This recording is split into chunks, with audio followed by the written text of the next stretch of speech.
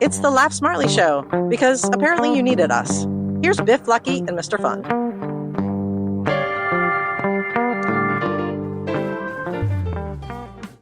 Hello, everybody. Welcome to Laugh Smartly with your host, Biff, myself, Lucky, and Mr. Fun. I'm looking at them again, as I often do. I comment on what they are wearing. Mr. Fun is going incognito. I can see that. But Lucky is wearing the a shirt. Sun protection formula. What's SPF? Did we ever determine that? It's one of those shirts that you can wear. I think most of them are like 50, aren't they? Yeah. From Tackle Up, Bethany Beach. Remember, tackleupbb.com. Got a nice little hood. For your fishing apparel. And that one's a hoodie he has on. He's looking very sharp, I must say. He looks like he's ready for the white marlin at this point. It's kind of like a merman. He is a merman. Hey, I want to share, honestly, I was really impressed by Tackle Up. I mean, if you have to buy clothing, go there. I mean, it's a fishing theme, but it's also got some funny stuff. You got some shirts with Bigfoot on them, or Sasquatch, or whatever they call them. I think it's a great place. Yeah. And if you're not in the area, you can go to tackleupbb.com. Again, if you type in laugh 15, 15, you get 15% off your online order. So please do that. I feel a little more manly wearing Tackle Up gear. I feel like, like they're like looking at me like, that guy fishes? And I'm like, I fish. You that wasn't a question mark? That guy fishes? It's more emphatic, I think, is what you meant by that. But anywho, Scotty's vodka on Lucky's head again. Maryland made amazingly smooth. I saw that he's doing something at a Virginia Spirits show of some sort where it's Meet Scotty. I saw that, which would be cool. He's a VIP in his own right, so hopefully people go see Scotty and take a picture with him and his long locks and his black glasses, which is his look. Do you think he signs bottles of Scotty's vodka as opposed to like a book? Some author signing a book, he's signing bottles of vodka. I'm sure he would. Do you think we should start working on our autographs? We should.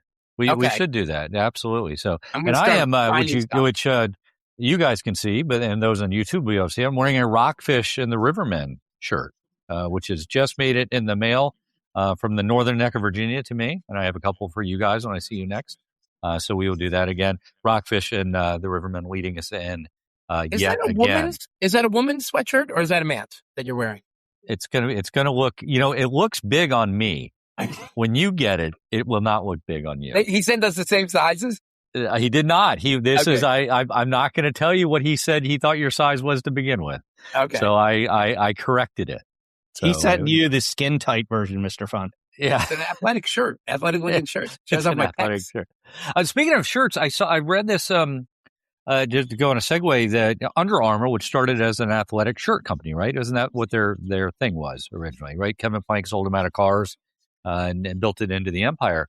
One of their first, I guess to me, the first two big athletic hires or people they had on the roster was Jordan Spieth, the golfer, and the other was Steph Curry. And Steph Curry was with them for 10 or 12 years or something like that. I forgot what it was. And when he first came into the league, so he was a very big star for Under Armour. But he left them about 6 months ago. And the big news is he signed with a Chinese company called Li Ning, which is number 2 to Nike in China. Never heard of it. Signed a 10-year deal. He's 38 years old. Yeah. So this is obviously going beyond his basketball career. Well, Jordan, like when Jordan was done, they kept signing him to multiple year contracts too. Nike did, Right, and he's got his own line, right? The Air stuff that he does that. But interestingly, I guess one of the things Li Ning wants to do is he's Steph Curry's a big golfer, right? A celebrity golfer, and he likes to support golf. I think he supports Howard University, if I'm not mistaken, and their golf stuff. That's partially what they think is going to take them forward is golf in the U.S. I think is what Chinese people are really smart. The kids are really smart because there's no dogs to eat their homework. Oh, my goodness. Oh, my goodness. Wow. Hey, to build those sneakers, they actually used 2,000 pounds of noodles. Bless you. It was 2,000 pounds of... Wait, say that again? They used 2,000 pounds of noodles to build those sneakers. It was wonton. 1 ton. 1 ton. All right. Jeez Louise. Now, I hate to ask after a couple jokes like that. Yeah. Do you have a joke of the week to start us off? I wrote this one. I wrote this one today. Okay. So my grandfather he was in the Navy and he had surgery on his belly button, but he wasn't allowed to tell anybody because it was a secret naval operation. Okay. It's so bad. It's so bad. It's good. It's so bad. Lucky just gave you. Oh, that's okay. And put his head down, almost like he's crying. You get it, right? Navel, belly button. Navel. Yeah. You like navel oranges? You like navel oranges? 100%. They're the seedless ones, right? Navel oranges. I eat a lot of oranges in my house. How do seedless oranges? How do you get a seed for a seedless orange? You got to grow a tree. How do you grow the tree when it's seedless? Yeah, that's a good question. Yeah, when it's seedless. Well, you ever see they can print on 3D printers meat now? You ever see that? They print meat. How is that possible? On these 3D printers, right? They now have ones that make food, and I saw this online. They were printing beef. But what's the basis of the material? It's like some plant shit. But it tastes exactly like and looks exactly like a steak. I had a teacher tried to stump me. She said, "Spell orange." I was like, "The color or the fruit?" that seems like you. That seems like you. That does seem like you. So we'll get to some spelling in a second. Oh, good. So Lucky, I know that the last few weeks we've talked about the battle of the bartenders, and it was down to the final 4 or the final 2. Do we have a victor? Yeah. So Ryan of Bethany Blues took down Brooke from Irish Eyes in the finals. Congratulations to Ryan for winning. The winning bartender gets featured on the June 25th issue of the Cape Current, along with a feature story. So you get to know Ryan. You know, his passion for bartending. So congrats to Ryan. If you're in Bethany Blues, look him up. I'm sure he's signing autographs now. Are you still wearing the black armband for Shelley? Shelley, right? From Starboard? Is that Starboard? The one? Yeah. I mean, Shelley is a tried and true every year. She's always in the battle of the bartender, like top. You know, she performs every year. You know what I mean? So she didn't get it this year. I think they're looking for some new blood to be at the top of the battle of the bartender. But Shelley will be there next year. She'll be battling. Yeah. Do you think Shelley talks about you as much as you talk about Shelley? I appreciate a good bartender. Yeah, I know. Just for fun. She's like, is he a fisherman? That's what she's saying right now. Right now, she's... if I'm walking into the Starboard looking like this, I got my tackle up, SPF 50. I got my Scotty's hat on, which is also camo. Yeah. Right? I'm going to be beating the babes away. Okay? Really? And Shelley's going to be slinging me free drinks because she's like, that guy's so cool. I hope Shelley's not listening. Because right now she is like, why are they talking about me? Yeah.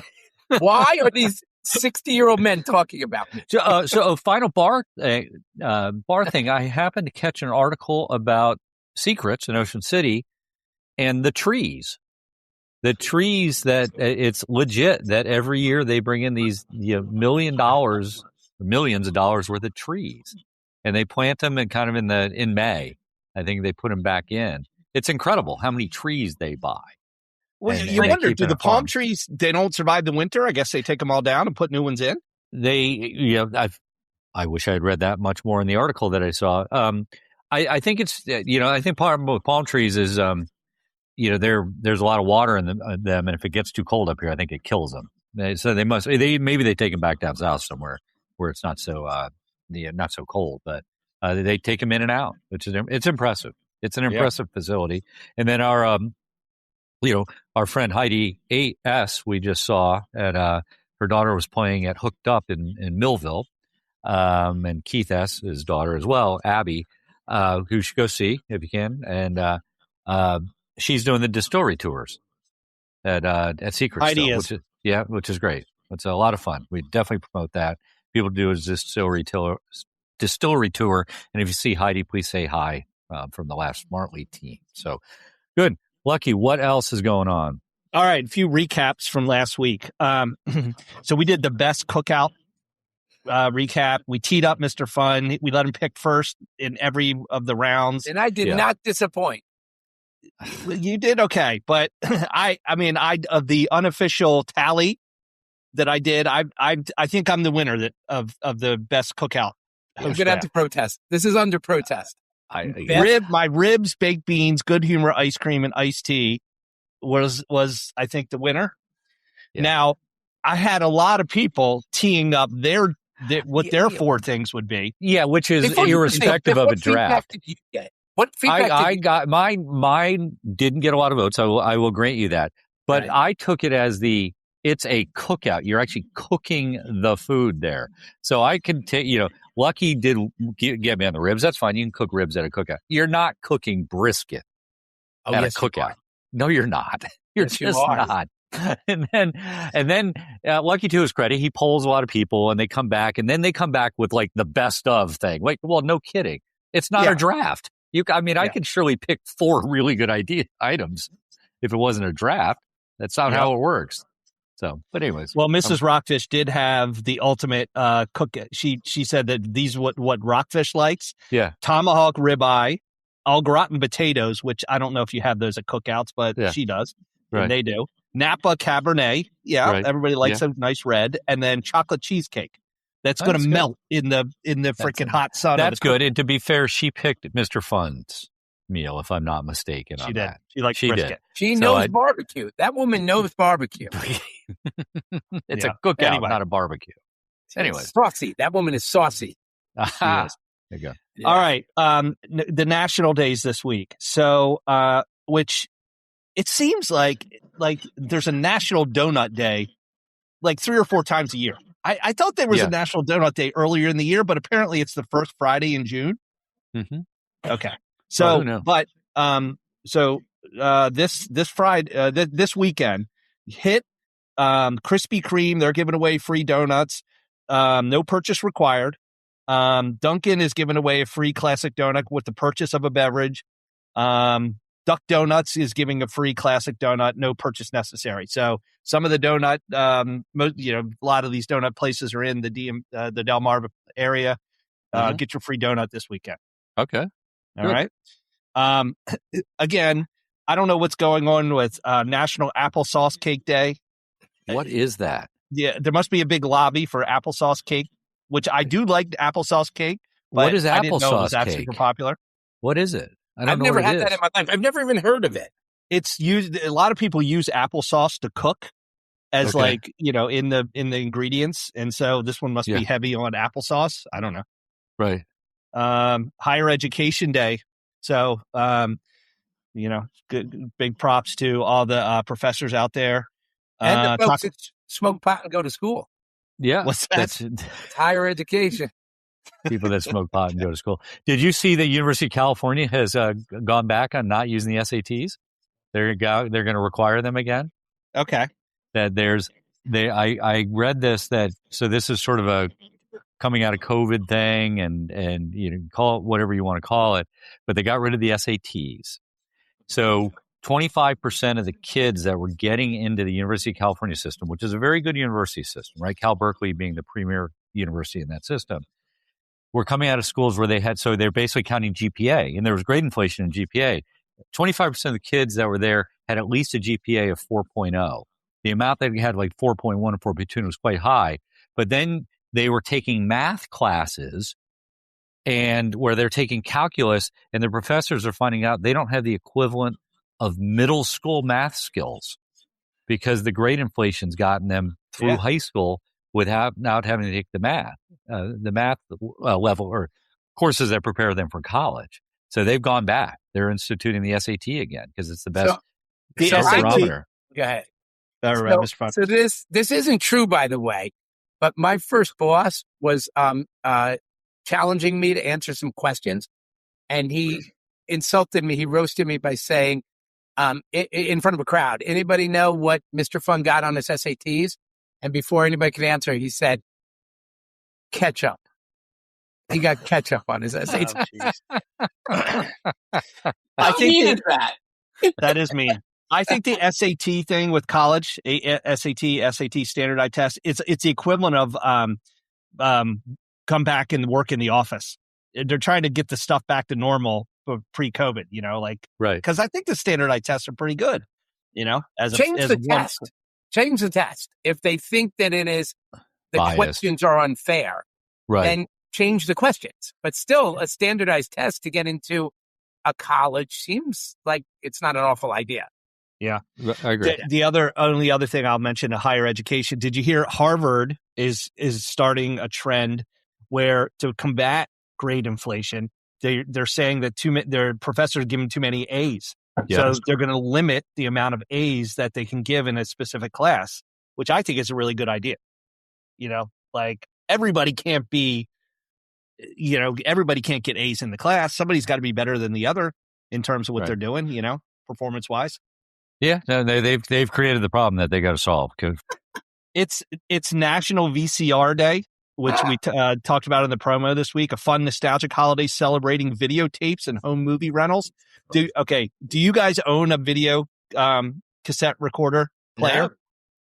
We do. We don't have it plugged in, but we have kept one.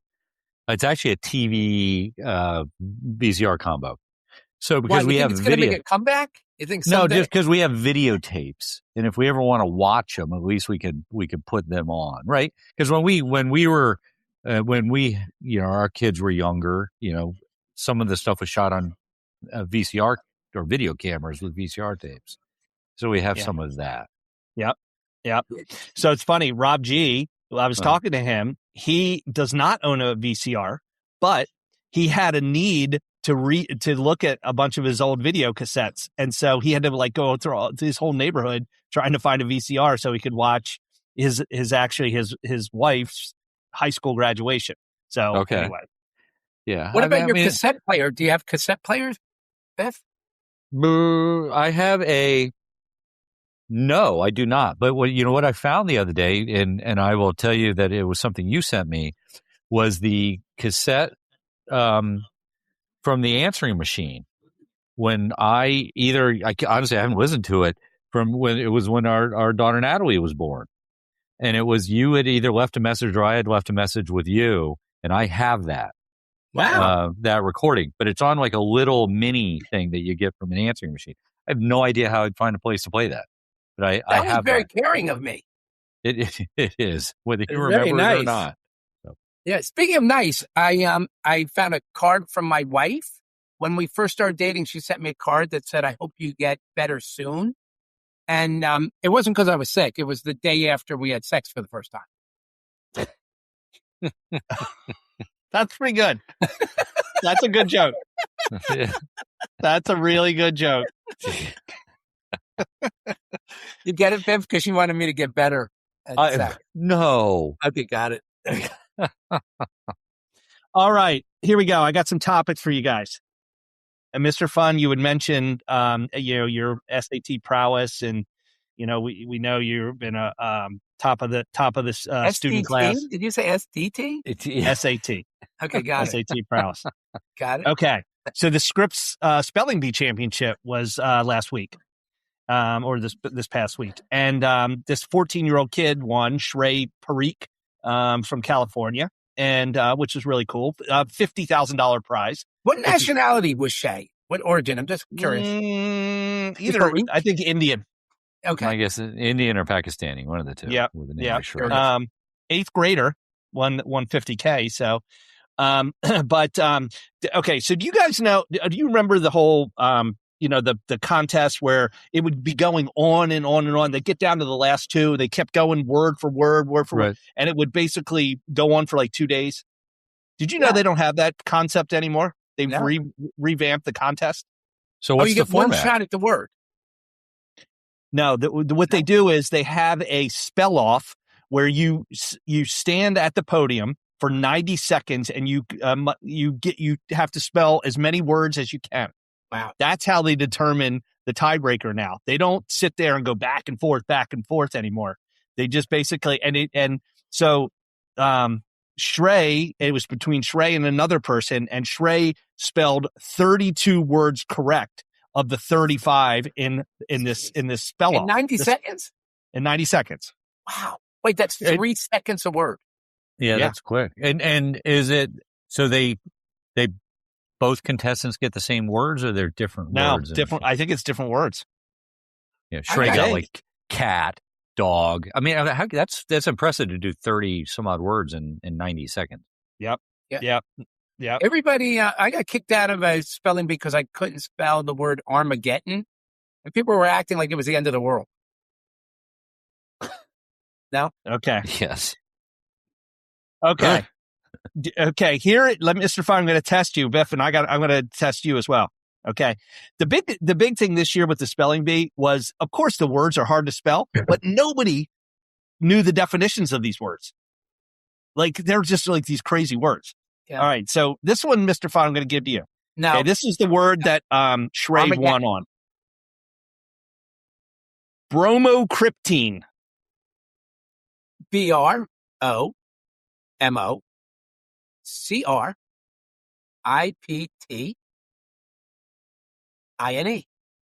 Bromocryptine. You are correct. Meaning a salve or gel that makes you act like a bro. Bromocryptine. It's what I don't even know what this word is. An ergot, ERGOT, derivative that mimics the activity of dopamine in inhibiting prolactin secretion. Yeah. Secretion. Yeah. I knew that. It's Latin in origin. Latin. Yeah. And all right, Bev, here's one for you. And this one you probably will get. Taurone. What? Taurone. Taurone. Bang it out, bud. Taurone. Thorone or Taurone? Taurone. Can you use it? I would know. I would say TAURONE. TORRONE. Nope, I got it wrong. Now, do you know what it is? I went to school with a guy named Taurone. Taurone? Yeah, up in Jersey. Taurone. It's a candy. I would know what Taurone is? No. Yeah, it's a candy made of honey and almonds. Of course. Jeez. Yeah. Okay. I mean, Brazilian. These are the kind of words Portuguese. Yeah. What's that? It's Portuguese in origin. Okay. Oh, I saw this. Hey, speaking of a bee, so I saw this online. What is the largest landlocked country in the world? Geographically. Chad. Nope. Largest landlocked country in the world? In the world. Oh, I know it. It's in, it's in Middle Asia, whatever you call that. It's Uzbekistan. Hold on. Uzbekistan? Am I close? It's not Uzbekistan. But I'm right there. It's Tajikistan. It's one of the stands. It's the stand. I am so much smarter than I look, guys. Yeah. It is Turkestan. It's Kazakhstan. That's what it was. Oh, there you go. Yeah, the people that were doing it on the feed I saw, the number one country they kept pointing to was Mongolia. But that's number 2. Yeah. So, anyways, learn something new. Got it. Mongolia is there's the least amount of people per square mile of any country in the world. Mongolia. Yeah, it's because it's a lot of desert, right? Gobi Desert. Yeah, and if Greenland would ever become a country, it would become the least populated per mile in the world. A couple topics I wanted to bring up. Okay, first off, we got the NBA Finals going on, and a lot of attention on the NBA because the Knicks are in the championship, which is really cool. First time since '99, right? 27 years. Been a long time. Been a long time. Okay. Yeah, a lot of loyal. It's a very, very loyal fan base. So to have them rewarded, they're playing the Spurs, which is great. It's a great series, marquee matchup, right? Yep. Great series so far. What I thought was really cool though is what a lot of the bars in New York City are doing to drum up attention to have people come in and watch the games. And so like they have all these crazy contests or things like come in and watch the game. And if the Knicks win, you drink for free. Okay. All night, which is really good. And so, a lot of people are going to the bars for those kind of gimmicky things. But there's one bar owner that's using Kalshi, the prediction market, to basically hedge his bet against having to pay thousands of dollars of free drinks or pay for thousands of dollars of free drinks for the people if the Knicks win in this example. So which I think is pretty cool. So how would he? Oh, just so Kalshi and what's the other one? Polymarket, right? Yep. They're prediction markets, so they are not odds makers, right? You're betting $1, you get if you bet $1, you get 70 cents. If you bet $1, you get 80 cents, depending on who the favorite is in that game. Okay, and so that guy is he betting with the Knicks against the Knicks on other things? Are they related? Yeah. So what he did was, so let's assume the Knicks win and he has to pay for drinks for the whole night for the bar that he owns. Right. Okay. Let's just say that costs $14,000. What he did was he laid a $5,000 bet against the Knicks. No, let's say, I'm sorry, for the Knicks. Right. To win, and he would win his money. If they don't win, he doesn't have to pay the taps. But if they, so that's how which I thought is an interesting way to hedge, hedge risks these days, because you can bet on anything on the prediction market. You can come up with your own bets. Yeah, and I only heard this because I was talking to Bill G, who was here locally, our famous attorney fan. I didn't realize that you could do Kalshi in all 50 states. Or Polymarket, as opposed to FanDuel and other ones which have to be registered in each state, which is odd. Because the government doesn't consider the prediction markets gambling, and it looks very much like the gambling you see in the sports betting platforms. So I have a real question for you guys. So I grew up a Knicks fan, and I haven't talked about it much for the last 10 years. Because they're just not that good. Can I bring it back? Can I announce to the world that I'm a lifelong Knicks fan, or do I look like I'm jumping on the bandwagon? Oh, I think you can, because you have not, I will say this since I know you personally, you've not been on the bandwagon of another pro basketball Never. team. You've not been a Nets fan, right? Or whether they were in New Jersey or Brooklyn. So I think it's okay. You've become less of an NBA fan over the years, and now you're back. Right. That's the difference, right? And I can name, I remember sort of Willis Reed, Dave DeBusschere, Bill Bradley. I remember Sugar Ray Richardson. And I just remember, Earl Monroe and Frazier Jackson. Yeah. The other big sports story that's out there is we're all college fans. Maryland fans and the NCAA tour, but NCAA and like the cat's out of the bag with how much money everybody's making and that kind of thing.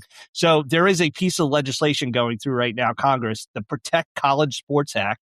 It's got bipartisan support. It's basically has a high probability, everyone says, of being passed, and it will address all these big challenges. It limits athletes to transferring schools only one time without penalty, limiting athlete eligibility to a maximum of 5 years. No professional athletes are allowed to play in college, which is weird. You're not allowed to steal coaches is another part of this legislation. But the biggest part of the legislation is that schools now have, and NCAA has antitrust exemption.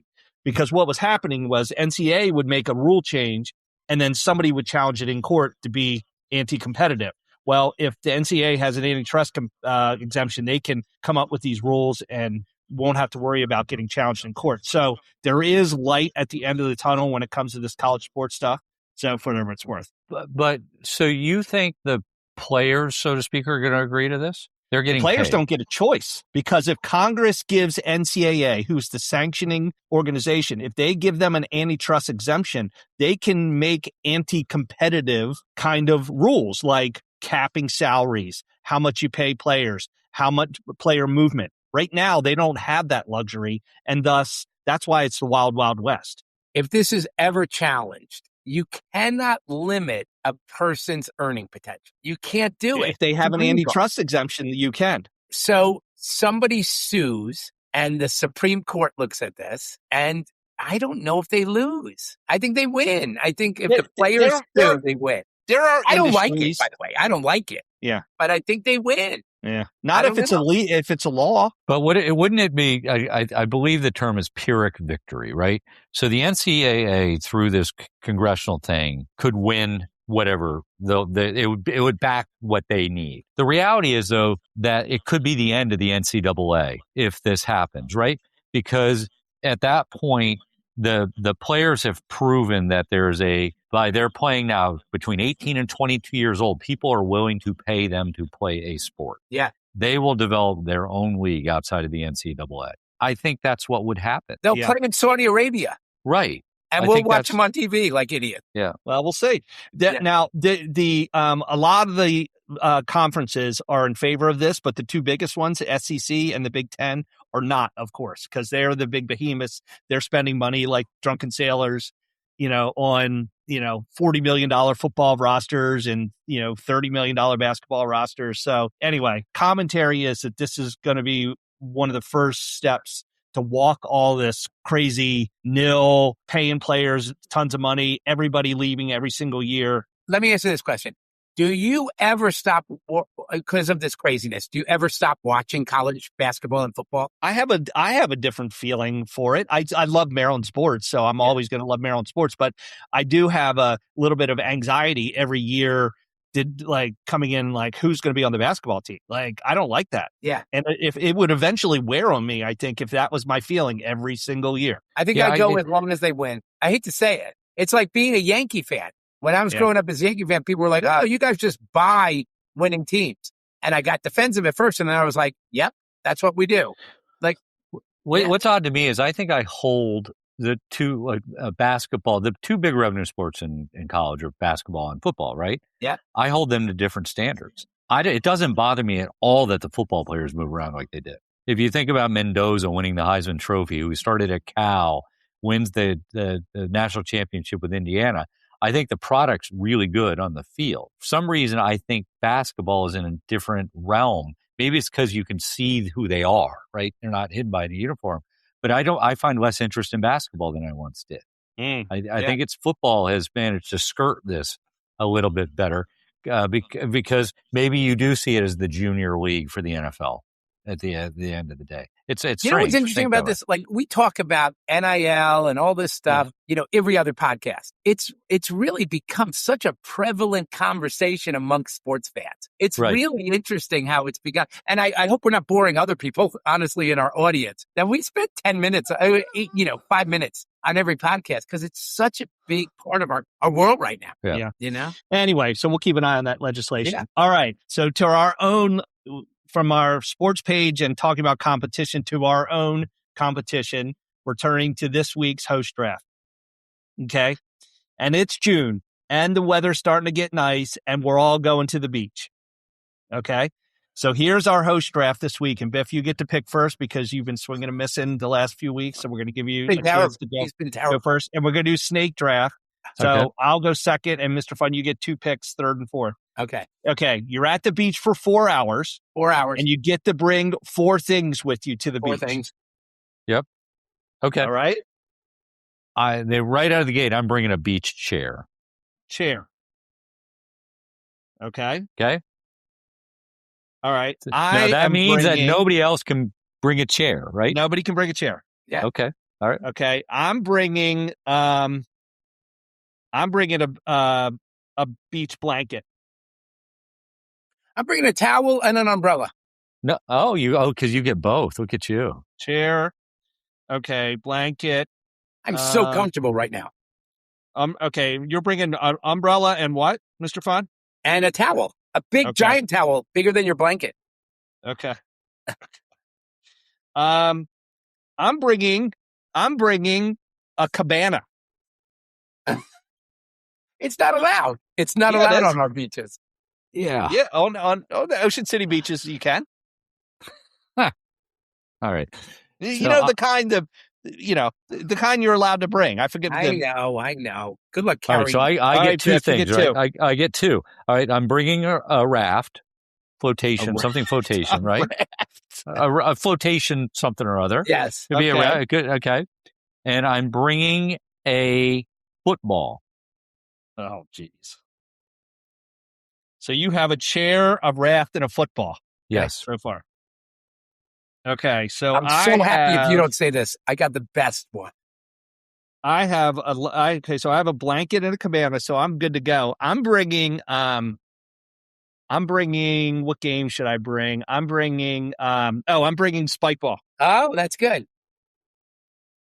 I'm bringing a cooler of beer. Come on. That's huge. A cooler of beer. And I'm bringing a speaker so I can listen to music. Oh, that's good. That's good. Wait, it's got to be more than a speaker. I'm bringing a musical device. Yeah, because what do you put? Wait a minute. What musical device are you bringing? Yeah. Gosh, I just thought of that because I got to bring I'm bringing a cell phone. And you guys can't. You guys can't bring a cell phone. Yeah. That's have fun with that. All right. My last pick. So I have a cell phone under your cabana. I have a blanket, a cabana, spike ball, and I'm bringing. I'm going to bring lunch of some sort. So I'm bringing a cooler full of cold. No, you can't bring subs. a cooler. You can't bring a cooler. Oh, you can bring a bag full of sandwiches. So my subs are going to get hot? Yes. I'm still bringing cold cut subs. Cold cut subs. Okay. And Biff, what's your last pick? I like a good charcuterie. For your flotation device. Why not? You bring a charcuterie? Go. I'm not sure. What do you always say, Mr. Fun?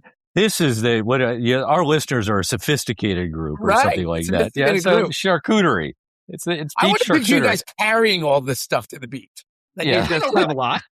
Yeah, you're bringing a cabana. No, the kind of cabana that you put together. You know what I mean? I had the one I have, the beach cabana. I want to see you get your ass out of the sand there, Mr. Fun, from sitting on your towel.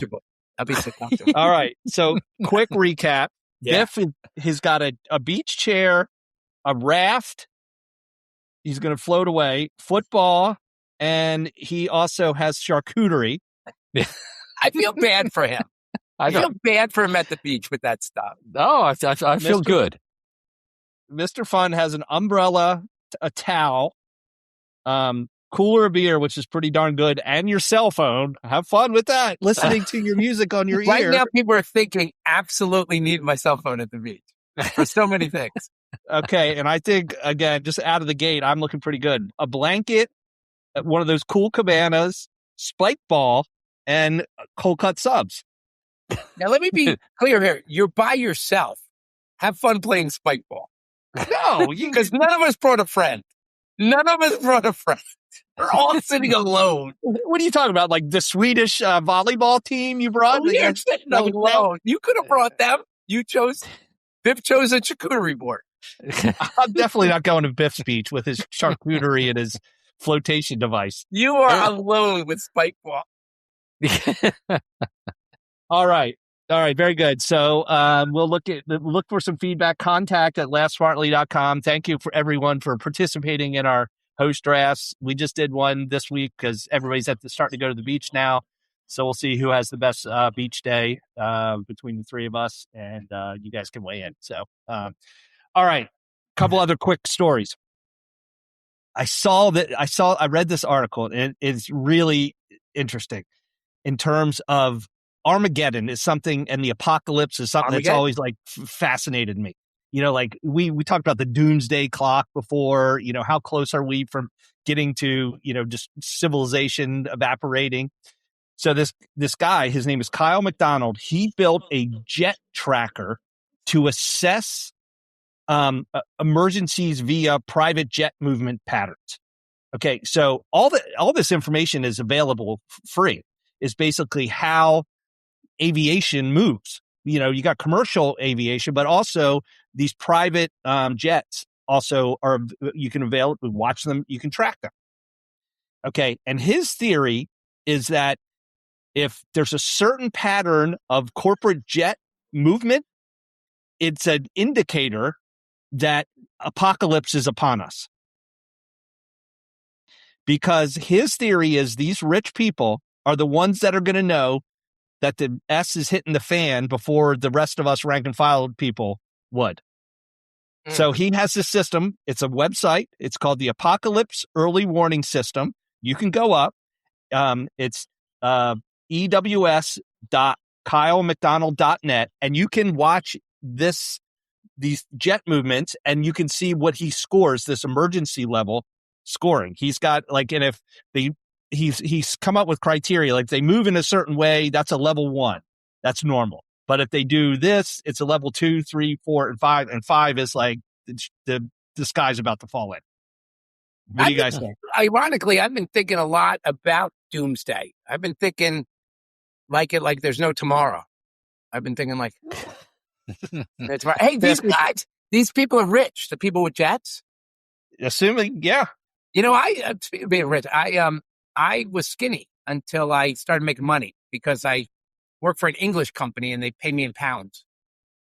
No pounds. Nice. Okay. Sorry. Too much. What do you think, Biff? Do you think so? It's interesting. We were talking about Kalshi and Polymarket the other day.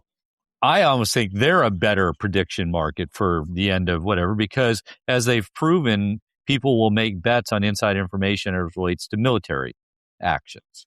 So This is just sort of it's a different mousetrap targeting the same thing. I find it to be a bit, maybe it's a better early warning system. It's interesting because, presumably the super wealthy if you want to call those the 500 millionaires and higher, right, who have all these jets, they are on a small network that would talk to each other. They probably do have something like that, but I don't know. It's an interesting theory. Okay. Here's a question. Let's just say we're doing our show right now, and someone says in an hour something really bad is happening. What are you doing? What am I doing with an hour to go? Yeah. What kind of action are you going to take? I don't want to talk about this because I'm going to do something stupid, and then you're going to be like April Fools or whatever. What? Yeah, I'm so convinced that I'm going to go down this path of robbing a bank or just doing something crazy, and then you guys will be like, did you really believe that the world was coming to that? Yeah, which is sort of where my head was going, Mr. Fun, was the fact that if somebody said that you have an hour, I'd probably spend the first 45 minutes trying to figure out if it's true. Right. Right? At that point, I think Lucky would run down the street squeezing girls' boobies. That's what. Oh my God! No way. Jeez. I'd hug my wife the whole time. Oh, that's true. That's true.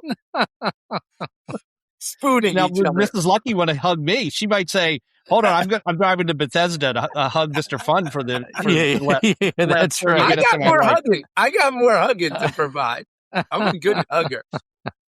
All right. Well, again, this tracker is something I'm going to keep an eye on and get familiar with as an input into my gauge of whether Armageddon is upon us. Yeah. So that's good. Whatever it's worth. Okay.